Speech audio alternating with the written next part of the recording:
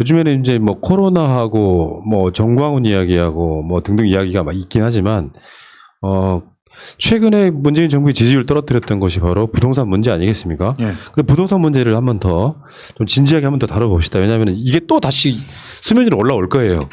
큰 이슈가 줄어들고 나면 또 부동산을 흔들려고 할 거라고. 예. 그러니까 우리가 이제 우리들 나름대로는 부동산 문제에 대해서는 뭔가 우리도 공부해 가면서 방어 논리를 좀 만들어야 된다고 생각을 하는데 최근에 부동산 불법 행위가 대거 적발됐다. 진짜 어마어마하다만요, 그거. 그 사건들을 보면. 그러니까 이게 투기로 이용해 먹기 위해서 너무 많은 사람들이 이 부동산의 노예가 되고 있는 게 아닌가 이런 생각이 들더라고. 일확천금의 노예가 되기 위해서 가족관계도 이용하고 법인 간의 관계도 이용하고 온갖 탈법과 불법을 통해서 부동산을 관련된 소득을 탈루한 것들이 드러난 거죠. 이 네. 건수가 너무 다양한데 정말 비리 총집합이에요. 지금 솔직히 이 부동산 대책을 갖다가 쭉 이렇게 지켜봤던 사람들은 지금 현재 정부가 보여주고 있는 의지가 역대 최고 수준이라고 얘기를 합니다. 지금 어떤 식으로 이 부동산 대책을, 그러니까 대책이란 표현도 적절하지 않고 부동산을 어떻게 확실히 잡으려고 하느냐, 이거를 굵직하게는 3개 방향으로 진행을 하고 있는 거예요. 하나는 부동산으로 흘러갈 수 있는 돈줄을 죄는 겁니다. 죄는 방식을 다양하게 벌여주고 있는데, 한쪽은 법인을 만들어서 그 부동산 쪽에서 돈을 벌려고 했던 사실상 투기 세력이라고 봐야 돼요. 그 투기 세력들을 법인을 못 만들게 하고 있어요. 그러니까 법인에서 물량을 막 던지는 난리가 나요. 지금 지난달 같은 경우 4,600건 있었다고 해서 저 구봉기 소장하고 제가 방송을 하면서 자, 그 전에 그 3,000건도 될까 말까 했던 것이 4,600건이 됐으니까 7월에 꽤 많이 늘어났는데 이거 7월 말 가서 보면 어떻게 될까요? 8,700건인가로 늘어났어요. 더블로 또 올라간 거예요. 법인들이 다 던지고 있는 거예요. 그러다 보니까 서초자이가 4억이 떨어졌어요. 이런 건 보도 안 한다고 신문들이.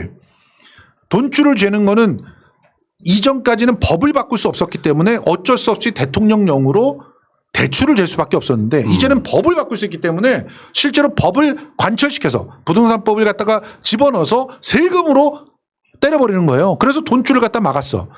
한쪽으로는 돈줄을 막고 한쪽으로는 공급을 해요. 공급을 할 때 공공임대주택 형식으로 공급을 하겠다는 거야. 사실 30년 살 수 있으면 임대주택이든 내가 자가주택이든 무슨 상관이에요. 그리고 정말 적절한 수준에서 월세를 낼 수 있으면은 월세 전환율이라고 했던 것들이 그런 건데, 월세가 이전에는요, 여러분들 다 기억하시죠? 1,000에 10만 원이었어. 8%가 넘었잖아요, 연리가. 근데 그게 1,000에 4만 원, 5만 원 정도 수준이 떨어진 게 얼마 안 돼요. 네. 그런데 그걸 다시 1,000에 한 2만 원 수준으로 떨어뜨려 주겠다는 거예요. 월세를. 그러면 새롭게 월세를 신고하는 그런 사람들에게 있어서는 충분히 매력적인, 임대인한테 충분히 매력적인 그런 상황들이 만들어지고, 그러면서 공급이 저렴하면서 양질의 그런 주택들을 갖다 공급해 주기 때문에 투기 수요가 생길 수 있는 그런 힘들이 약해지고, 그리고 세 번째가 이거 아닙니까? 세금 탈루하고 이렇게 뻔뻔하게 불로소득을 갖다가 얻는 그런 인간들을 확실하게 응징을 해가지고 세수를 확보하겠다는 거 아니에요. 제대로 세수를 갖다가 확실하게 이렇게 세 방향으로 한꺼번에 치는 거는 이번밖에 없어요. 그러니까 내가 봤을 때는요, 문재인 대통령이 집권하면서 가장 고민했던 방향 중에 하나가 부동산이었을 거예요. 노무현 대통령 때 맞아요. 어떤 그런 부분들이 어떤 경험들이 있기 때문에, 그러니까 아무리 뭐 해도 난 지금도 제일 분노하는 게 그거거든요. 집값이 올라서 손해를 보는 서민들이 문재인 정부 비판하는 건 맞죠. 근데 집값이 올라가지고 이익을 보는 집단, 주호영이나 박덕흠 같은 사람들이 복덕흠이라고 부르죠. 문재인 정부를 공격하면서 부동산 투기에 실패했다고 하는 것을 언론이 합세해가지고 공격을 해버리면 당연히 지지율이 떨어지죠. 그러니까 왜 실패했는가를 살펴봐야 돼요. 초창기에 문재인 정부가 작정하고 들어왔던 게 아니라 부동산 가격을 왜 못 잡았느냐고 얘기하면 여긴 답이 나옵니다. 그 직전까지 부동산을 통해서 이익을 올리기 위해서 갭 투기 한 사람들이 많았어요. 집 한 채 돈 있는 것 같고 돈 빌려갖고 딴 집 사고 그렇게 해서 집을 여러 채 갖고 있는 사람들이 결국 그걸 처분해서 소득을 올릴 때 되게 되면 웬만한 이자 놀이하는 것보다 훨씬 더 수익이 크니까 집 장사를 계속하고 싶은데 그걸 법적으로 막을 수 있는 방법이 없었어요. 그래서 대통령과 무슨 시행령과 온갖 과라니까 저는 이거를 뭔가 고치는데 그냥 테이프만 준 거예요. 정말 환부를 도려내버리면 되는데 이게 되게 중요한 얘기예요. 테이프로 여러분. 그냥 대충 떼어 막으면서 할 수 있는 걸 하다 보니까 어디 한 군데 막으면 딴 데가 부풀어 오르고 또 거기 그러니까 떼우면 또 딴 데가 부풀어 오르고. 이렇게 예를 들면 여러분들이 이해하실 거야. 의회라고 하는 공간은 사실상 병원으로 얘기하면 뭐 수술이나 이런 것들을 결정하는 무슨 어떤 중요한 위원회라고 생각하시면 돼. 여기서 결정을 해줘야 수술을 갖다가 하느냐 이거를 뭐 수술을 안 하고 무슨 다른 약으로 치료하냐 이런 건 결정하는 거야. 그런데 이 위원회가 미통당한테 장악돼 있네. 여기서 수술을 못하게 하는 게 계속. 법을 통과 못 시키게 했잖아요. 그러니까 계속 고름만 짜내고 있었던 거예요. 사실은 할 수 있는 게 그것밖에 없으니까 약 주고 고름 짜내고 열 떨어뜨리고 이러고 있었던 거야. 그게 22번이 됐든 23번이 됐든 뭐가 중요해. 그래서 실제로 법이 바뀔 수 있는 그래서 강력한 의회 권력을 장악할 수 있게 국민들이 만들었어요. 그러니까 바로 세금 법을 바꿔야 될 것부터 바꿔버리잖아. 그 전까지 보세요.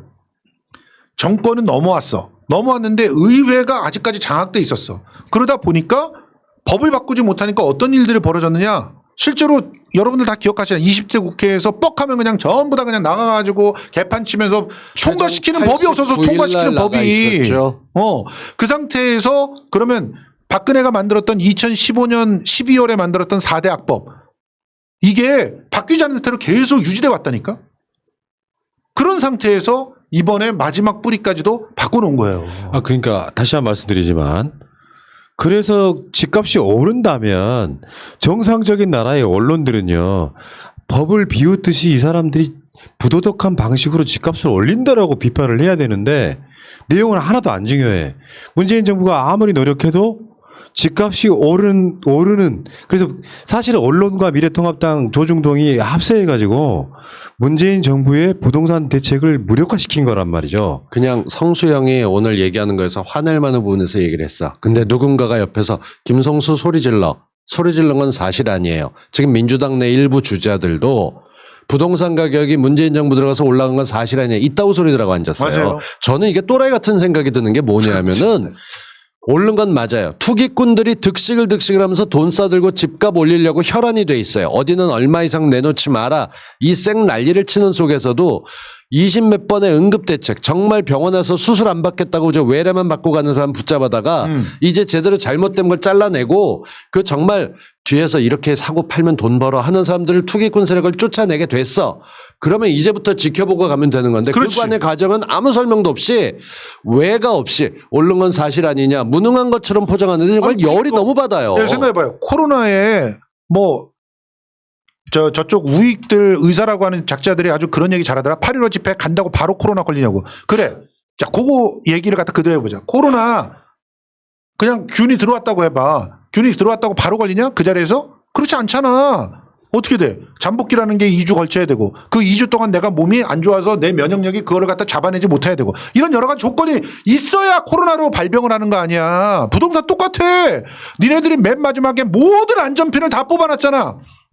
다 뽑아놓자마자 바로 그냥 올라갔냐? 아니잖아. 2달, 3달 이후서부터 그걸 확인한 거야. 모든 투기 세력들이. 다 뽑혔네. 돈 가자. 빌리는 것도 마음대로 그러면서 해. 돈을 마련할 시간도 있어야 되잖아. 그냥 돈 쌓아놓고 사냐 사람들이 다? 그렇지 않잖아. 그때부터 돈 여기저기서 땡겨가지고 마련하면서 그냥 들어가가지고 보니까 이제 임대업자로 또 등록하면 또 세금 혜택까지 있어? 그래. 그러면 이번 기회에 법인도 만들어보자. 이러면서 준비하는 시간이 얼마야? 여기 지금 봐봐요. 타용도에 대출 사업자 대출 받아가지고 주택 구입하고요. 명의 신탁 약정 이거 완전히 불법이거든. 다음에 집값 담합. 다음에 이런 경우 그 뉴스에 크게 났던 게 뭐냐면은 특별 공급 제도를 부당하게 이용하는 거야. 그렇지. 실제로는 고시원에 살지 않는데 고시원으로 주소를 이전해 놓고 그럼요. 부정 당첨되는 경우. 그럼요. 사실은 저는 이런 부분이 있다고 봐요. 부동산 문제가 문재인 정부나 그 다음 정부에도 가장 부담을 줄 겁니다만 그렇지 않겠어요? 그 언론이 어느 날 특정의 그 언론들이 다 담합해가지고 집값 담합하듯이 문재인 정부의 부동산 정책을 무력화시키자라고 덤비면 또 흔들려요. 저기요, 저는 솔직히 이번 기회를 통해서 정말 여러분들께 강력하게 쉽게 정리를 해서 말씀드리고 싶은 게 뭐냐면, 자, 그 미통당 정권에서 가장 특혜를 많이 본 사람들이 누굴까요? 딱 생각을 해보세요. 미통당 정권에서. 이 예를 들면 여러분들이 소름이 돋으실 거예요. 자, 전광훈은 왜 그럼 문재인 정권을 끌어내릴까요? 왜 그래야 될 것 같아요? 공산화가 돼서 무슨 개소리 하세요? 갑자기 그 문재인 정권을 끌어내리면 헌금이 쏟아져서 무슨 소리야? 자기가 진짜 뭐 신으로부터 뭔가 받아서 걔는 신하고 통하는 것도 없어요. 보세요. 말하는 거 보면 뭐 때문이야? 560억 때문이야, 이 사람아. 미통당 정권이었으면 560억을 할 수 있게 해줬을 거라니까? 왜, 뭘 보면 알아? 썼던 자기 교회. 네. 그렇죠. 사랑의 교회 보면 알잖아. 사랑의 교회는 미통당 정권일 때 어떻게 했어? 공유 도로를 갖다 깎아가지고 교회 땅으로 만들어줬어. 그 돈이 얼마인 줄 아세요? 그 이득을 갖다가 돈으로 지금까지 썼던 걸 환산하면 얼마나 될 것 같아? 수백억이야. 그 이득을 주는 애들이에요. 걔네들이. 그러니까 알받기 정도는 얼마든지 해줄 수 있지. 아니, 땅을 파가지고 도로까지 이렇게 받게 해줬는데 알받기 하나를 못 해줘? 그러니까 지금 혈안이 돼가지고 문재인이 딱 들어오면서 알받기를 못하게 생겼거든. 560억 벌 수 있는 게 90억으로 깎이게 생겼거든. 눈앞에서 400억이 날아가는데 환장하지 않겠어요? 그래서 자기 교인들이 죽던 말던 코로나에 걸리던 말던 그렇게 총알바지로 맞아가지고 하는 거라니까. 진짜 나쁜 새끼네. 만약에 그 새끼가 560억을 갖다 벌 수 있게 해준다. 그럼 문재인 지지자로 확 돌아선다는데 내가 만 원 건다. 제가 어릴 때 나왔던 영화 다이아들을 보면 뭔가 테러리스트처럼 어디에 있는 누구를 풀어줘라 하는데 알고 보니까 뒤에서 금고도둑이었어요. 맞아요. 털어서 가져가는데 이 자본주의가 정말 애매하게 돼 있다고 얘기하지만 돈을 따라가다 보면 확실하게 보이는 게 하나 있어요. 전광훈이 돈을 모으고 헌금에 대해서 거리에서도 걷는 건 확실해요. 그럼. 근데도 본인이 아닌 척하고 있는 건 겉으로 뭔가 그럴듯해 보여야 자기 추종자들이 쫓아오고 교회가 있으니까. 근데 하나 확실한 건 있어요. 전광훈이 지금까지 변함없이 했던 거는 사랑의 교회 사람들 재워가면서 절대로 알받기 뻗치기 해가면서 강제 집행, 명도 집행하지 않으려고 애썼던 것이 그거 오늘 드러나고 하나야, 있어요. 진짜. 그게 광화문 집회보다 10배, 20배 중요했어요. 그 사람들한테 우리 560억을 벌어야 됩니다. 이러면 그 자리 나오겠어? 목숨 걸고? 야, 나한테는 10만 원도 생기지 않는데 내가 왜 나와? 이러겠지. 정광훈만 560억 버는 건데. 그런데 여기다 대고 문재인을 끌어내려야 됩니다. 그러니까 그래? 이러면서 여러분들이 애국자예요. 여러분들이 순교자입니다. 이러면서 하니까 갑자기 아무 할 일도 없었던 분들이 갑자기 순교자가 되고 애국자가 되니까 얼마나 좋아. 형, 오늘 부부싸움 했어? 아니요. 시저비간 목이 터져라 외치고 있어, 지금. 스트레스 푸는 거지, 지금. 영일형이 나오지 않는 것부터 시작해가지고 열받기 시작해서. 네. 자, 부동산 정책이라고 하는 거 성공해야 되겠죠. 이건 대한민국 미래를 위해서 굉장히 중요한 정책인데 사실 이런 거 있잖아요. 같은 문재인 대통령을 찍었던 사람도 같은 성향이 비슷한 사람인데 어떤 친구 한 놈이 집 사가지고 뭐 10억 띄었대 뭐 이렇게 이야기하면 든 사람이 약간 기함하는 게 있거든. 존나 부럽거든. 사람 심리가 그렇지. 그렇다고요. 거기에 휩쓸리기 시작하니까 사실 이런 거거든요. 촛불 시민이라고 하는 사람들이 완고하게 문재인 정부가 성공하길 바라면서 그 부동산 정책이 실패하지 않기를 간절하게 빌어야 돼. 그럼. 근데 이 이슈만큼은 내 친구가 집값이 올라서 나도 배가 아픈 상태에서 왜 그걸 못해? 뭐 요 상태에 나도 돈 벌고 싶다는 욕구가 같이 이렇게 결합을 하기 시작하니까 지지율이 급격히 쫙 빠지는 아니, 솔직히 이 상태가 말해서 된 거 아니에요. 우리가 뭐 비서실장하고 민정수석한테 겁나 기분 나쁜 게 그거야. 야, 이 정부가 정말 선거하는데 돈 1, 2억이 진짜 중요해? 그거 갖다 못 팔고 앉아가지고 진짜. 야, 나라면 그냥 다 팔았겠다. 다 팔았겠어. 팔았대. 그치 마요 참. 아이고 참만. 김조원 민정수석 팔았대 진짜? 그 사람 나갔잖아. 그게 되냐고 말이. 친구라며 대통령이 친구. 진짜. 내가 그런 친구 있으면 절교해. 친구 아니고 비슷한 나이 또래거나 같은 학교를 다녔던 걸 친구로 묶는 건 하지 맙시다. 저는 이 부동산 얘기 나올 때마다 늘 얘기하는 게 제가 CBS에서 경제 프로그램 진행했던 시기가 노무현 정부 4년 이명박 1년이었어요. 근데 부동산 정책이 바뀌는 걸 눈앞에 보이면서 제가 대두리로 싸우다가 내부 경고를 먹었던 적이 있는데 서울시 주택국장이 나와가지고 집값이 올라가야 되는 상황에 대해서 막 열변을 토하고 있는 거죠. 주택국장이 미치고 팔짝 뛰겠는 거예요. 불러다가 나중에는 제가 하도 이 경제 프로라는데 난 민생 경제를 얘기하고 있는데 왜 놓고 앉아서 건설 산업하는 김연아 박사가 그때 패널이었어요. 얘기하다 잘랐지. 얘가 건설업체들이 돈을 벌어야 되고 안 그러면 안 되고 아파트 가격이 올라가야 되고 주변 땅값이 올라가니 다 좋은 거 아니에요. 그래서 그게 왜 좋아요 했더니 경제 프로그램 잘 모르시나 봐요 라고 얘기해서 아니 이것이 이러고 제가 한번 붙었던 기억이 나요. 그러고 난 다음에 서울시 주택국장이나 이런 사람들이 얘기했을 때 바뀐 거 딱 하나예요. 돈 벌고 싶으면 너희가 1년치 연봉 안 쓰고 와봤자 집값 올라가는 게 더 빨라. 집 사라고 얘기하는 이런 류의 톤들이 있는 통합당 여전히 계속되는 겁니다. 그러면 이 부분에서 한마디만 더 할게요. 한마디. 이야기 이따 할 기회가 있을 거야. 할게 독특한 얘기 좀 하려고 그랬는데. 그러니까 그 이야기 할 기회가 있을 거라고. 알았어. 이 이야기 이제 논점을 좀 약간 바꿔보면 지금 부동산 정책이 먹힐 거다. 지금 뭐 비서실장도 이야기하고 있고 국토부 장관도 이야기하고 있고 하고 있거든요. 저기 부총리도 이야기하고 있고. 근데 집값이 먹힐 거다에 대해서 또 특히 경제지 중심으로 안 먹히는데 뭔 개소리야라고 지금 이 작업들이 계속 들어오고 있는 거죠. 그렇죠. 사실은 지금은 정책의 문제가 아니더라고. 요거는 심리의 문제죠. 심리의 문제죠. 그러니까 정책이 아무리 이보다 더 한 200배 센 게 나와도 심리적으로 안 먹히면 안 먹히는 거예요. 열심히 불이 꺼지지 않게 투기 세력들 기죽지 마.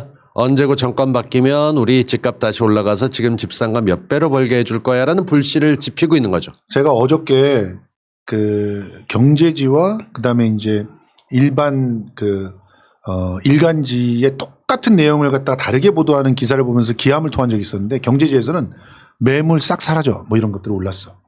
근데 옆에 그 분석해 놓은 그런 일반 일간지의 기사를 보니까 허위 매물이 사라진 거였어. 거의 매물이 사라진 거야? 그러니까 단속하니까 그지 그거. 허위 매물 단속을 하니까 허위로 올려놓고 사람들 낚으려고 했던 매물들이 싹 사라진 거야. 그러니까 이게 지금 허위 매물이 뭔지 모르시는 분들이 있어요. 간단히 말하면 아파트 단지 근처에 있는 복도방에 이 아파트는 뭐 40평짜리가 얼마요라고 써놓는 거. 근데 실제로는 그 매물은 없는 거야. 없어. 그 가격 유지를 위해서 써놓는 거야. 이게 단속 대상이거든. 그럼. 사실은 미래통합당이 자유시장 경제 이야기하잖아요. 사실은 팔리는 가격대로 그냥 주거니 받거니 해야 되는데 아파트 뭐 속해 있는 분들이 그 아파트 가격이 여기는 20억 해야 되는데 실제로 10억에 팔리는 게 싫은 거지. 이게 지금 시장을 교란하는 행위란 말이야. 불법이라고. 교란하고 그 호가를 기준으로 통계가 작성돼서 마치 그 아파트의 진짜 가격인 양 인쇄돼서 빙고. 나가는 게 지금까지 계속되고 있어요. 그래서 그 허위 매물들이 단속을 하니까 싹 사라진 거야. 근데 매물 사라져. 매물 사라져. 에라 이양 진짜 그리고 이끼야. 니들이 진짜 양심이 있으면은 복도금을 갖다가 취재를 해야 돼. 이번에 그 스트레이트에서 취재한 거 그거 왜 받는 사람 하나도 없냐? 진짜 나쁘지. 복도금이 어떻게 했냐면 굿모닝 충청이 받아쓰고 그래갖고 군모는 진짜 구속시켜야 돼요. 김성수 TV가 받았어. 김성수 TV 많이 구독 좀 해주세요. 근데 얘네들이 얼마나 그 나쁜 짓을 했냐면 저희가 최요한 평론가랑 같이 그림을 다 그려줬어. 공법들이 지금 터널을 파는 데 있어서 잘 사용되는 공법이 한 5개가 있어요. 그 공법 중에서 제일 발전한 공법이 SFT라고 하는 공법이야. 근데 이 공법을 사용하면은 공사 기간이 11개월 걸리는 게 8개월로 줄어들고 공사 비용이 116억 들어가는 게 100억으로 줄어들어. 그게 전문 건설이라는 거지 그런 것들이. 그 근데 영역이. 요 방식을 못 쓰게 해. 왜? 복도크미가 국토위에 있어서 피감기관한테 얘기를 하는 거야. 서울시 이번에 새로 왔는데 이런 공법을 써요? 한마디 하는 거야. 이런 공법을 쓰네? 보편적인 공법이 않아요? 아닌데? 그렇지. 그러면 서울시가 갑자기 계획성을 바꿔야 되는 거야. 걔 아들이 특허를 갖고 있는 STS 공법으로 바꿔야 되는 거야. SFT를. 그렇게 공법을 바꾸게 되면은 얘네 회사가 5개로 쪼개놨어. 그치. 그래서 5개를 서로 돌아가면서 업체를 밀어넣는 거야. 그런데 다 돈은 어디로 들어가느냐? 특허를 갖고 있는 대로 다 특허비로 들어가. 이 지랄을 하고 있는 거예요. 그래서 서울시에서만 400억이 넘는. 400억. 서울시 한 군데 400억. 정말. 그러니까 요거는요. 아니 다 쓰러져가는 목포를 한번 좀 제대로 한번 해보겠다고 하는 손해원 오는 유죄가 났는데 그런 논리로 누군가 고발하잖아요. 이 박덕흠은 무기징역이죠 이게. 그런데 복덕금은 그게 이제 심지어는 17개 업체를 갖다가 돈을 주어가면서 함께 담합을 해가지고 지가 받았다는 것이 밝혀졌는데도 공정위에서 벌금 조금 내고 말았대요. 네. 가장 많은 담합 중에 하나가 건설사들 담합이죠. 돌아가면서 결국은 한 번씩 따거나 영향이 될 그 거고. 불법입니다 어차피 그것도. 언연히. 하청을 주는데도 그게 진짜 오래됐는데도 과징금 얼마씩 받고 그냥 끝나버렸어요. 그게 공정이 뭐하냐? 4대 강할 때 그게 어마어마하게 드러났었잖아. 그럼요. 맞아요. 어? 나눠 먹기 하는 거지 사실 쉽게 표현해서. 도둑놈들 진짜. 진짜 이런 것부터 잡아야 되지 않습니까? 그래서 이 문제가 더 커질 것 같으니까 슬쩍 사퇴했어. 그러니까 사보임해가지고 지금 다른 데로 갔어. 어디로 갔으면 좋을까? 이분은 몰라. 근데 이쪽은 환노위에 가서도 막 개지랄하고 또 무슨 하여튼 가는 곳에 뭐가 SOC 비슷한 게만 들어가면 거기에다 숟가락을 얹기 때문에 이분은 여가부 보내야 됩니다. 여가부 좋다. 복덕금 여가부 찬성. 예. 에이 진짜 씨. 근데 여가위원회가 있어요? 뭐가요? 그건 없잖아. 여성가족위원회가 있나? 있어요. 여가위 있죠. 아 여가위가 있구나. 여가위. 여가위. 아 내가 잘못 말했네. 여가위로. 사퇴하겠습니다. 예. 그러니까 다시 한 번 말씀드리지만 원론적으로 진짜 그 물질 만능주의 이 유물론자들은요. 니들 뭐 집이 뭐 몇 채 어쩌고 있으면 너 싫어할 것 같냐? 아니에요. 어차피 그런 꿈도 갖고 있지 않을 뿐더러 실제로 우리 같은 사람들 입장에서 보면 나는 이해가 안 간다고요. 나는 내가 내 한 몸 또는 우리 식구 눕힐 자리 정도만 있으면 그냥 너무 좁지만 않다면 나는 집에 대한 욕심이 진짜 없거든요. 나도 그래. 그러니까 굳이 말하자면 그런 거라 사회 일반이 아무리 진보적이고 문재인 대통령이 찍었다는 사람들도 내 아파트 막 엄청 넓어야 되고 고가해야 되고 하는 그 마인드를 우리가부터 버리는 것이 이 운동의 시작이에요, 사실은. 그냥 뭐 이미 버렸어 우리는. 현실적으로 지금 어떻게 보면 젊은 세대들이 우경화되고 보수화돼 가고 있는 이유가 내가 정말 좋은 직장 들어가서 대기업 임원으로 몇십 년 되더라도 그 돈을 모을 수 있을까라는 자괴감이 들 정도로 집값이 많이 올랐어요. 근데 그걸 어떤 식으로든 정상화시키고 꼭 좋은 브랜드 있는 아파트 아니더라도 내 사랑하는 가족들과 같이 몸을 누일 수 있는 공간을 찾는다. 거기서 행복하고 싶다. 그렇게 하려면 집값을 잡아야 되는데 어떻게든 돈을 가지고 수익을 올려왔던 그 수많은 사람들이 아직도 헤쳐먹으려고 눈이 벌게 서 있어요. 얘들은 불로소득으로 돈 벌었던 것들이 있기 때문에 그 쓰던 돈이 줄어드는 것, 자기네들 불필요한 돈이지만 그래도 그 많던 돈이 조금 줄어드는 수익을 못 견디면 계속 정부를 공격해요. 이게 2, 3년 이상 갈까요? 왜냐하면 이미 7년 정도 부동산으로 돈 벌어왔던 이명박 박근혜 정부 시절에 있었던 애들은 여전히 그 기회를 노려요. 그럼요. 네. 그게 결국은 다른 사람들 집값을 뺏어가는 거니까요. 예, 여러분들 P2P지? 그러니까 사람과 사람들 사이에서 돈을 갖다가 펀드 형식으로 모아가지고 대출해 주는 그런 P2P 그 대출 이게 엄청나게 늘었잖아. 근데 거기 70%가 땅 사고 있어. 파이낸스라고 하는 그 에스테이트라고 해가면서 그 은사한데 사실은 투기하는 거죠. 땅 사고 있다니까? 내가 그 P2P 하는 친구가 있어. 그래갖고 야 P2P 너 위험하지 않냐? 그러니까 아니래. 프로젝트 땅 사는 파이낸싱이라고 거야. 안전하게 맞아. 부동산에 묻어놓는 거죠. 이게 그렇다니까요. 이번에 그 적발된 사람들 있죠. 이 사람들이나 미래통합당의 주호영 박덕흠이랑 뭐가 다릅니까? 편법증여, 탈세, 명의신탁약정, 다음에 대출 용도 잘 바꿔가지고 써먹는 행위, 집값담합, 뭐 부정당첨 이런 행위하는 사람들이나 아니. 미래통합당의 두 사람이 지금 샘플로 보여주는 건데 얼마나 많겠습니까? 그럼요. 물론 민주당이 없다고도 할 수 없겠지만 아니, 민주당도 근데 있으니까 있어도 상관없어요. 아니 뭐 저는 공급해야 된다고 아니 공급 뭐 하는 걸 떠나서 지금 박덕흠이 민주당 의원이었다면 어떻게 됐을지 제발 입장 바꿔놓고 생각 좀 했으면 그냥 가루 좋겠어요. 됐겠죠. 가루. 박덕흠 같이 이렇게 돈 벌었던 거. 그러니까 정확하게 따지면 정말 우리가 얘기를 못하는 게 어떤 사람은 나와서 그 집 정보 산 걸로 몇 천만 원 더 벌었다는 걸로 욕을 그렇게 처먹고 앉았었는데 흑숙동에 그것도 지금 김우겸. 얘기하는 게 진짜. 아우 정말 쪼잔한 진짜 사람들 그러네. 말고 야, 지금 몇십억 우리 진짜. 진보 아니 같았었으면 김우겸 집 앞에서 지랄지랄했던 애 중에 하나가 복덕흠이었어. 아니 진짜? 이런 개 아우 씨. 나경원 복덕흠이야. 그 이런- 앞에서 제일 침묵했던 애들. 나경원은 투기 안 했을까요? 했지. 아유, 얼마나 했지. 김포하네. 아이, 그거 우리가 유흥주점까지 이야기했어. 있었던 그 난리쳤던 것들을 알고 나면 그러니까 유흥주점 있던 건물에서 월세 받아먹던 분이 그저 성남에 여성 문제를 대장동 얘기하고 개발하는 민주를 거 땅이잖아 우리. 맞아요. 참. 아무튼 에라이 씨. 그러니까 정말 다른 걸 떠나서요. 진보들 너무해 이럴 거 할 때 쟤들은 원래 그런 놈들이 하고 쳐다도 안 보는 것들 좀 그만합시다. 예. 아니 지가 진보라고 하면서 지금 흑서 쓰는 애들 봐봐요. 아, 어? 진짜 난 언급도 하기 싫었어. 그 흑서 쓰는 애들 봐봐. 더 걔네들은 솔직히 말해서 아니, 이 걔들은- 양아치들이랑 비슷해. 왜냐면은 얘네들이 뭐라고 얘기하는지 알아?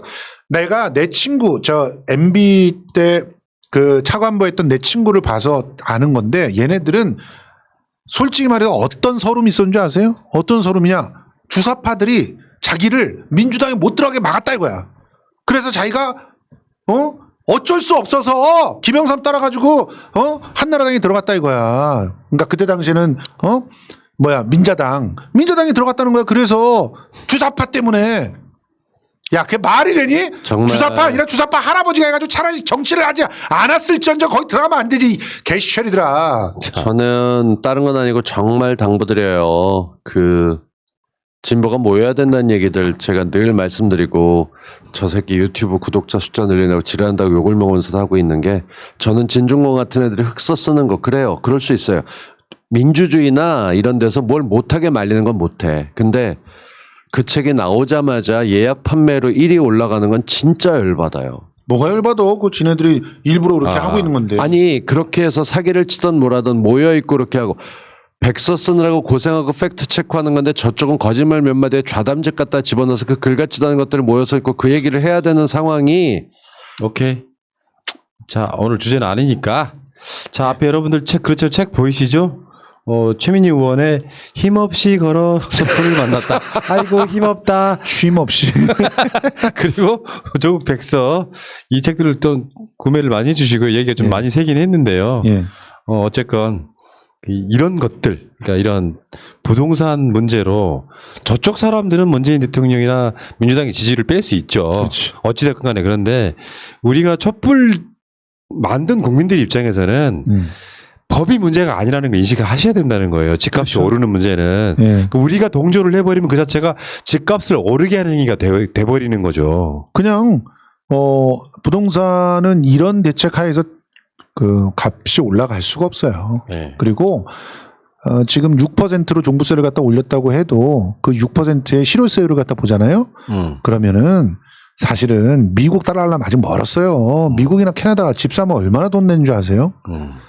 그러니까 이런 종부세를 통해 가지고 균형 재정 만들어주고 맨날 기재부가 고민하는 게 그거 아니야.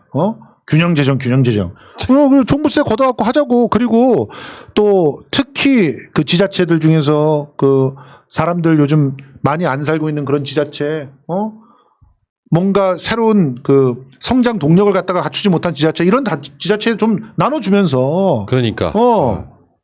그러면서 거기에 공공 병원도 짓고, 그다음에 또,